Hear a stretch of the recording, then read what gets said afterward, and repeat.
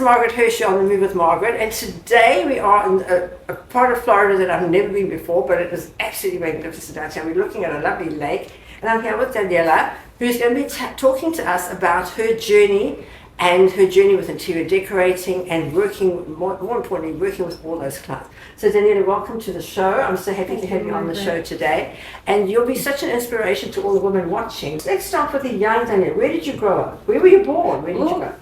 Hello to everyone. I am Daniella, and I was born in Peru. Wow. Peru, Lima, Peru. Yeah. Yes, a long time ago. And I basically, my journey started when my parents sent me to Europe, to London, to do boarding school, and that. Oh, wow. How old were you then? 13. Wow, that must have been a real culture shock from Peru to London. And I loved it. Oh, I really? loved the change. I loved it widened my thoughts of the world and my horizons, you know. Yes, So wow. it was quite of a change for sure. Boarding school in England, barely understanding what they were talking to. I was going to say, could you speak English at the time when you went? I did, but it's so much different just to do your complete life in that language, you know. Yeah. And they had this very thick accent that I could barely understand. So it took me a week to speak. I was like in shock. Yeah, I'm sure. Wow. And from there, it kind of shifted into my interest of the world. Yeah. So I went back from boarding school to Peru, and I just didn't click back in. Yeah, I'm sure. In society. So as soon as I could,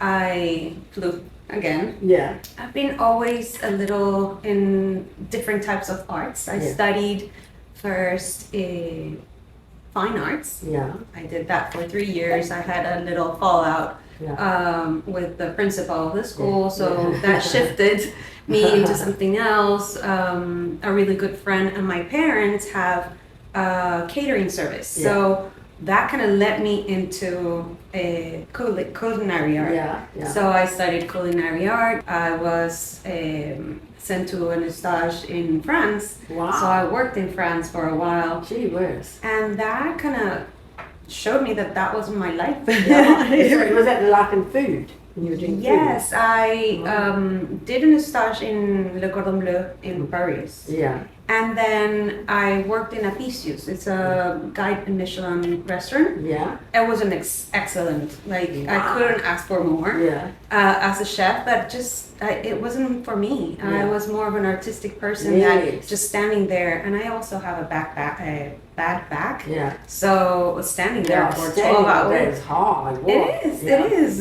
Yeah. So I then went back to interior design.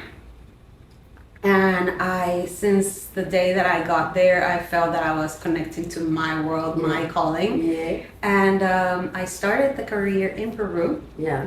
And as soon as I learned they had like a partnership in other places in the world, well, I traveled. Yeah. Oh, nice. And I did my career interior design in el Instituto Europeo del Diseño in Madrid. It was such a blessing to be there. The school was inside of a palace. Yeah. Oh, so imagine you go to a palace every day to go to work. Yeah. It was beautiful. And then the rest is history. I fell in love with my career. Yeah. And I've been doing this since 2009. Wow, that's wonderful. Yeah. So you were there, you were working in Madrid, and then what brought you back to America? Well, the situation in Madrid when I was there, this is 2009, 2010, wasn't good. Yeah. They were going through a very bad crisis and people were out of a job. Yeah. So I just decided to go back to my country where I had a lot of opportunity instead of just struggling. Even though I had a job, I was fortunate enough to have one. Yeah. It was really minimal pay. So I decided to go back to Peru. I worked with a really well-known architect in Peru, Decor.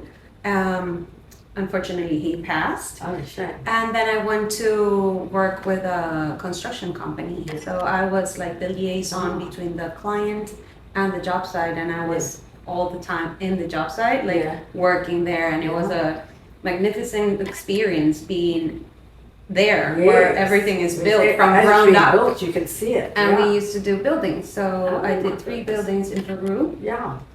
And then what happened? It was silly. You know, when you have a calling, you have a calling. Yeah. And I hurt my toe. Yeah. I sprained a ligament. Yeah. And they told me someone here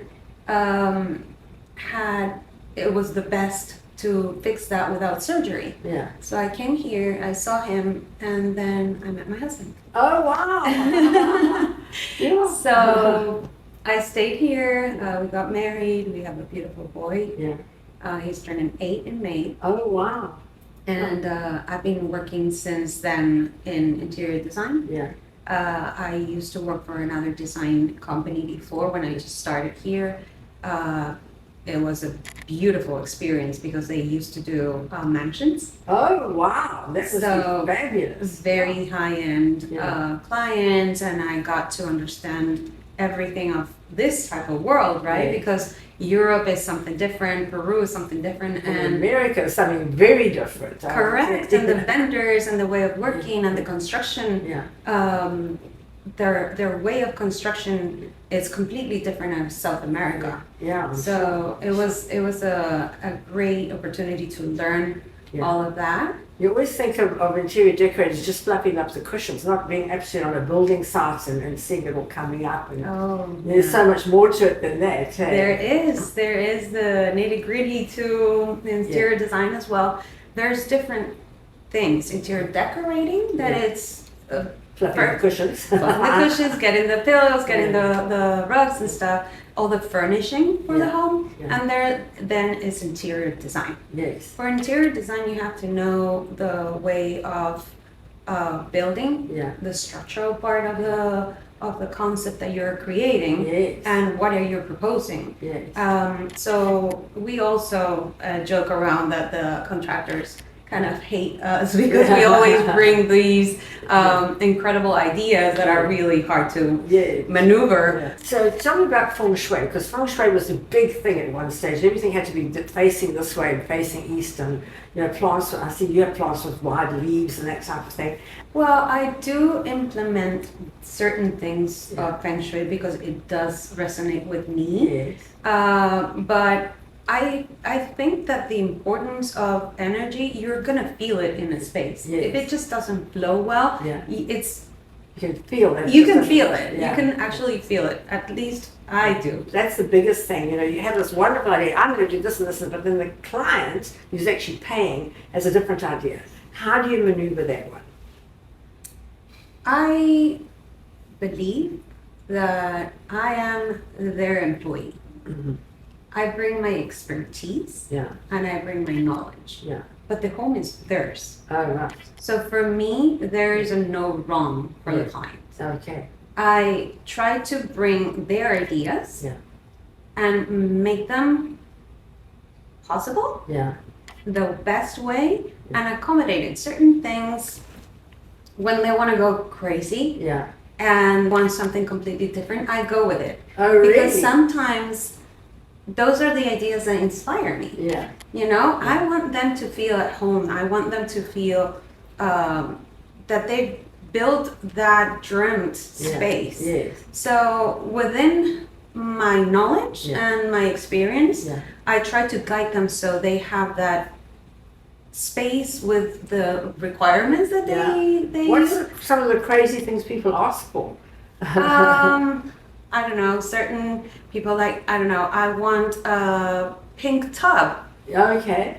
And maybe that works perfectly. Yeah. Or, I don't know, they inspire themselves on a piece of art. Yeah. And that's their muse. So I Yes. have to work an entire room from a piece. Yes. So that's fun. That's Yeah. fun for me because it gives me a structure. Yes. It's structure to start with. That's right. And You can that's sort of where- weave your magic around it. Yeah. Exactly. And do you feel that I've seen some of the things you've done which are amazing. Do you feel that you're actually just weaving your magic around whatever they've given you to do? Yes. Yeah. Yes. I consider every project my baby. Yeah. I do connect a lot with every project that I have. I pour myself in there. Yeah. So it is, I hope that I'm leaving my magic all over the place, But say if you have a client who comes in and says, you think it should look like this, and they say, well, really, can you move it to this? Do you do it and you say, look, this really doesn't work as well? Or how do you handle them? Because to me, that's the most difficult thing. With something like you're selling art, really, and you have to make sure that they like the art that you've sold. Absolutely. There's certain things, structure, cohesiveness in a room, a flow. There's certain things that I would not allow to be done just because it's a standard that I have. And there are certain aspects in scalability in a room, the size of the furniture that you're going to do, or the flow that you're going to have through your home. I'm going to stick to those patterns, and I'm going to be very blunt and honest with the clients. Like, what you're doing is not going to give you the results that you want. So I have to be there and be their best advocate, because whatever they're going to do, they're going to be spending a lot of money. So I want to make it right for them. So to the normal person at home who would love to call in a decorator who really doesn't know how much you charge, do you charge like a percentage, do you charge a flat rate, do you charge an hourly fee? How does it actually work? So it depends on the project, the client, what they want to accomplish. I do from design consulting. So let's say you have some ideas, but you don't know how to put them all together. You call me, we sit down, we discuss your project, and I can guide you in the right direction, and you can accomplish it on your own. I have a lot of clients that know I have a good taste, I just don't know if I'm doing it right, or the dimensions are right, can you just guide me? So that's an hourly consultation. Normally for an hourly consultation, I charge $200 the hour. And if you want a whole full scope, I would have to see what entails. Some clients have really good taste. They have an idea of what they want to accomplish, the scope within the space. But they say, Daniela, I'm uncertain if what I'm going for is going to work together. So I'm their guide. I'm not an interior designer. I'm just a guide to their process. I do that as well. And I try to make myself available to different clients and different needs of my clients. So I can give you a full scope for gut the whole house and renovate it from scratch. Where for me it's a perfect canvas, white canvas, and I just start creating. And I pick everything: the flooring, the fixtures, the decoration, the lighting, everything. Or it's just a matter of furnishing. So it depends so much on what's the scope of the project, what that will entail, the cost of lighting to me is so important. And so you did all those aspects of that in your degree, and now you're pulling all that into real day life. Correct. For interior design, you have to work on even the mechanical aspects. Really? Air conditioning, lighting, electrical, how the wires are set, learn about materials, what are their qualities. So you don't give them some marble that it's going to stain in the kitchen, that certain things that it's the knowledge that I've been in school for, and I get the pleasure of doing it every day. So now you in America, and then you've got to start your own business. You've got to start from scratch all over again. It's quite hard. From Peru, you go to London, back to Peru. Now you're in America, and you're starting. You've got to get all your vendors. You've got to start to know who's the good guy, who's the bad guy. How did you go about that? Oh, that is a learning curve. A painful one. A painful one.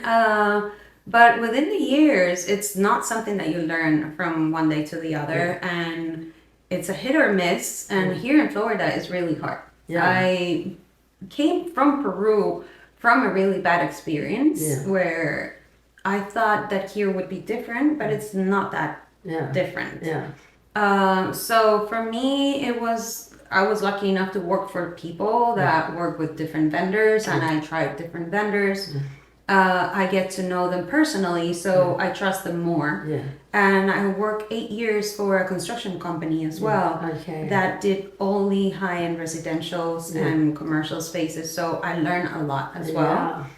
And I gained trust with a lot of people. So In the sense of starting again, yes, it's always hard, but it's those moments that you kind of build yourself up a little. You know, you start learning a lot more from what you're capable, and I think that nowadays it's much easier for me to recognize the type of work that people are going to be doing. Let me see something you've done, so I can see what the quality is. And now we have social media as well, and they have to have a website, so you can see. And I normally go and try to, if I'm going to work with someone new, I try to go and visit their job sites to see the quality of craftsmanship, because it's for me, I sell quality.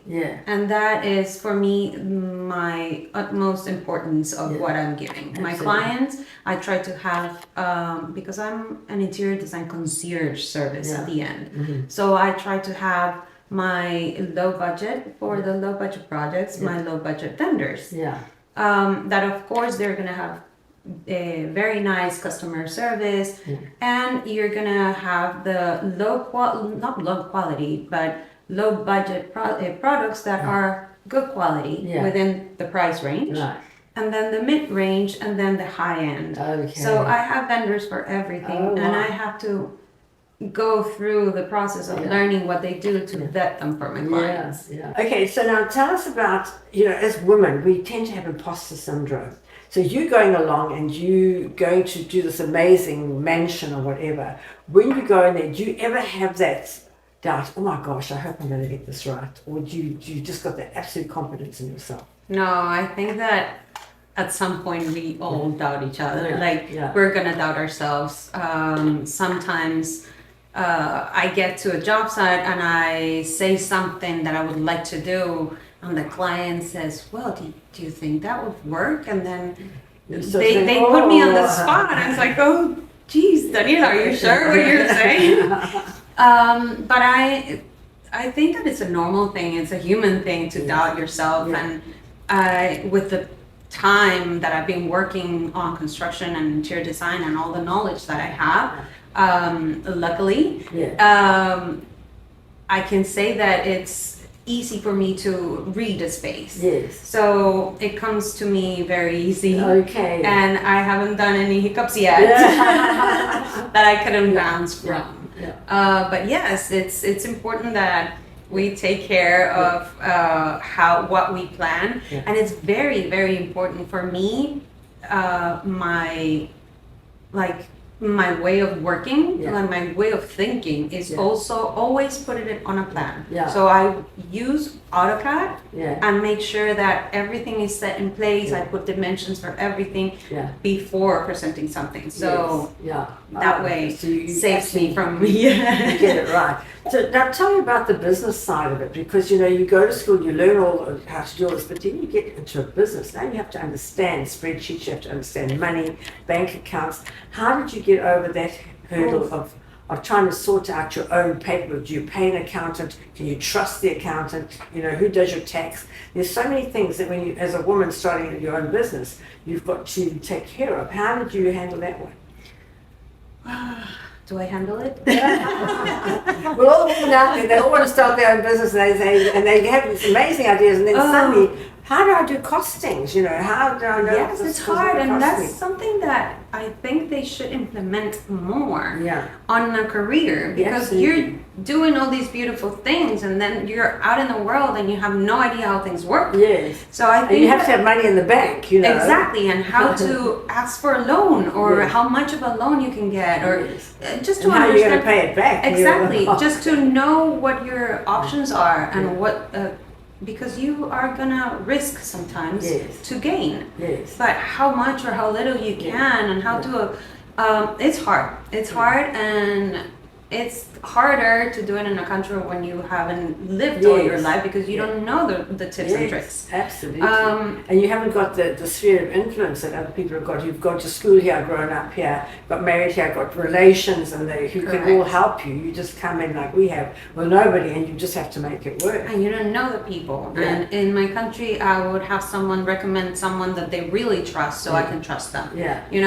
Here, luckily, I've been working, as I told you, in construction. Yeah. I started with Ivy Construction a while ago, and it was the owner and I. Yeah. So with him, he trusted me. I don't know why, but he trusted me. Yeah. He said, Daniela, go and open an LLC. I need another company, and we're going to do this, and that. And I was like, okay. So I started doing it for him, and I had a team to help me guide me as well. So I will call his accountant, and I will kind of navigate. So in that company, I was office manager, I was a marketing girl, I was the interior designer, I was the construction supervisor. I was a little bit of everything. So with his company, I gained a lot of practice and knowledge. So I was able to go through that process before owning mine. With somebody else's company. So to the ladies who are watching who really want to start their own business, if you had to talk to yourself before you started a business, and so you're working for a boss and then you decided to open your own business, which is Damn Good Designs, which I think is such a good name. Well, it changed. It's Damn Interiors. Okay. Damn Good Designs started because it's Daniella Acuna Morey, and I couldn't let go of the pun. But when I started going to networking events, there were some looks that I took into consideration. It kind of it could be seen as very arrogant, like Damn Good Design, you know? Oh, I don't think so. I didn't see it that way at all. Well, some people do, and just to soften it a little, it's Damn Interiors. Okay. But my company's name, like the legal name, is Damn Good Design. Okay, well, I'm glad you kept it somewhere. Yes, no, and it's fun because it started from, I'm going to call my company Damn. And we started saying it's like an internal joke with my family, Damn Good Design. Everybody would say damn, and at the end it's somebody, my son or my husband, Good Design. So it had to. So talking about your husband and your son now, to do all this, to be this creative person, to run a home, and you have to do it all yourself, and you've got to look after a child and make sure that he's brought up correctly. You've got to keep your husband happy, you have to look after yourself, and you have to run a business. How do you balance all of that out? I don't think I really do. I just do as I can, as I have an amazing husband, and we help each other because we're here on our own. As you say, here we don't have a family or the network to help us, and I have a beautiful community here in my street, and I have beautiful neighbors that help us out as well. Really? Yeah, this street, and at the end we have a cul-de-sac. This fills with kids at 5 p.m. They're all playing, they're all together. It's beautiful. Fantastic. So I'm lucky. I can say that I'm a lucky girl, that I have a community to rely on, and an amazing husband and son. My son he's turning 8, but he's so mature and he's such a good boy. The kids are so mature these days. I always say they're born clever. I don't know where they came from. Oh my God, my son is like... He's amazing. He's an artist as well. Oh really? Oh, so your genes came through. Yes, and my mother-in-law as well. She's an artist. Oh wow! So he has it from both sides. Oh wow! Yes. There'll be no clue what he's going to do when he gets up. It has to be something in the arts. Well, I'm pushing for that for him, and I hope that I'm doing right because he's so good at it. Yeah, maybe. I'll show you his drawings, but he's just amazing. Oh, that's fabulous. Yes. And now, going forward, how do you see yourself going forward? You know, do you see your company getting bigger? Do you see yourself employing other people? You know, we've always got to keep moving forward. How do you see Damn Interiors going forward? Of course, for me, that would be success, you know, to grow.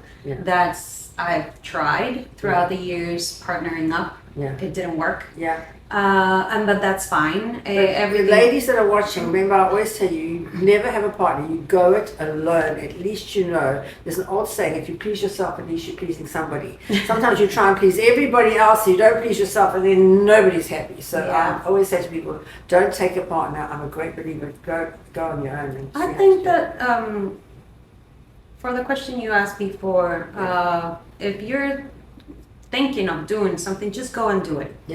the worst that can Can't happen, wait. it doesn't work, Yeah. you move on. Yeah. But you have to always trust your instinct and just give 100% from yourself to that. Yeah. If you're really passionate about what you do, I think that you're gonna be able to accomplish your dreams. And for me, success is that I want to have a beautiful office, a showroom, employees, and I have all these ideas of what my showroom is going to look like. So I'm going to put that on my your vision board. Yes, After our chat last night, the vision board and how it works. It works incredibly well. Yes, and I'm going to put all that in my vision board Oh, for that's amazing. the future. Yeah. So tell us now, you're such a creative and you've got to come up with these ideas all the time, but do you ever get to a stage where your creative well seems a bit empty? How do you fill it up again? How do you get the inspiration to come back? What do you do?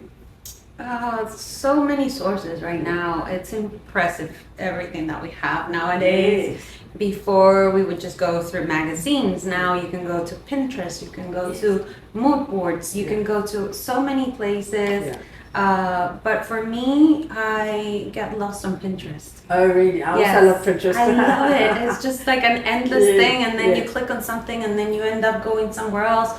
And there's like, what I was looking for was that. So I just love so much out there. The only thing is that nowadays there's so much AI. Yes, that you don't know what is AI and what is real. And the thing is that a lot of clients see AI spaces that cannot be done. Yeah. And they say, I want that. Yeah. It's like, no, we can't do that because there's no structural way to do that. It's like, no, but it's done. It's like AI. Oh, really? So that is a tricky thing. AI is taking us there. Yeah. But I normally inspire myself with Pinterest a lot. Yeah. Yes. Oh, no, that's amazing. Or whenever I'm like stressed out about a project and I'm not finding that inspiration for a room, or I just can't find the picture to represent what I want to say, I always just stop. Yeah. Take a breathe. Yeah. Go for a walk. Yeah.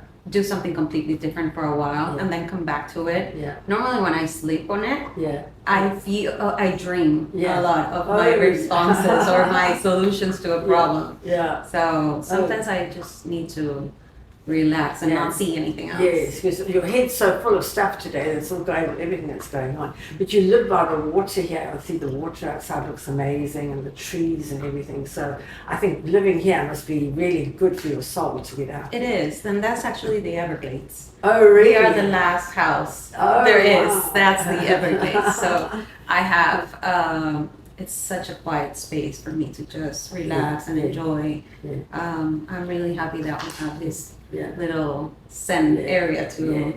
And now, living in Florida, there's so much to do here. You can go boating, you can go to the beach, you can go. What do you do to sort of just recharge your battery, especially like on a weekend?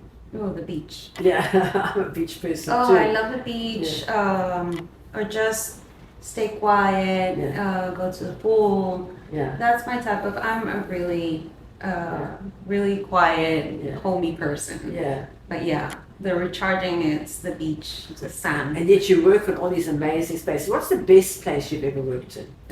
I would say the mansions. It was amazing to see all the investment of time and energy and people and minds together to collaborate to one single mansion. home. Yeah. And that's one home. Yes. And this is just more a little philosophical, not that much into interior design, but we've invested so much in this house. Yeah. This house has been sold 3 times. Oh, Since really? the time that we designed it. Oh, wow. And they changed it 3 times again. Oh, wow. So it's all this investment and interior design and collaboration that not even the money in the world can get you what you need, that it's peace and love and I don't know. So sometimes for me to do that was a dream come true. Yeah.